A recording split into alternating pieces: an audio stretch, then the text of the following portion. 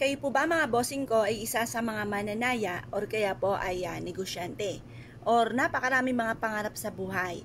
Bukod po sa inyo pong pagiging masipag, ay mainam na masubukan nyo po ito upang sa ganon, kung ano man po yung mga pinapangarap po ninyo ay kaagad ninyo itong makamtan. Kung halimbawa kayo naghahanap ng trabaho ay pwede nyo rin po itong gawin or ikaw ay may apply na papuntang ibang bansa ay pwede nyo rin itong gawin. Ngayon po ganito lang po ang inyo pong gagawin. Isusulat nyo po ang inyong tunay na pangalan. Halimbawa ako po, isusulat ko Apple Pagyo. Yan. At pagkatapos mga bossing ko, isulat po natin dito, halimbawa ikaw ay mananaya. Ang tinatayaan nyo ay 758, tapos yung edad po ninyo, eto po, paborito ko itong number. Tapos edad ng anak po ninyo at edad ng inyo pong isa pang anak. O, kung ilan po yung anak po ninyo. Pero syempre, pipili kayo, 6 na number lamang.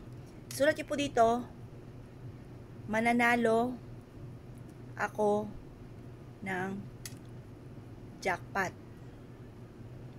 Yan. Sulat nyo po ito. Sa number na ito na lagi kong tinatayaan. Yan. Pwede rin naman po sabihin niyo po dito na magkakaroon ako ng bahay. Magkakaroon ako ng bahay or ng malaking bahay. Tapos, magkakaroon ako ng negosyo.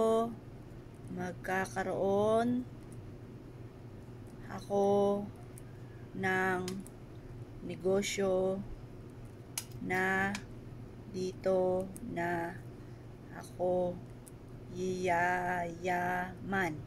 Ganyan. Pagkatapos mga bossing ko ay maghanda po kayo ng bigas mga bossing. Mga ilang buti lang po ng bigas mga bossing ko ang inyong ilalagay. Makapangyarihan po yan mga bossing ang ating bigas. Yan. At pagkatapos ay maghanda po kayo mga bossing ko ng barya.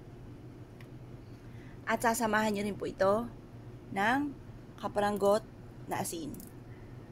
Yan, matutupad lahat ang aking kahilingan. Ngayon po mga bossing, ito po ay ibilad ninyo sa sinag ng araw hanggang alas 8 ng umaga. Gawin nyo po ito nang walang kahit sino man ang nakakakita o nakakaalam.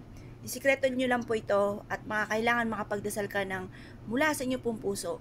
Kung ano po yung binubukan ng bibig, siya rin pong tinatakbo ng inyo pong isipan.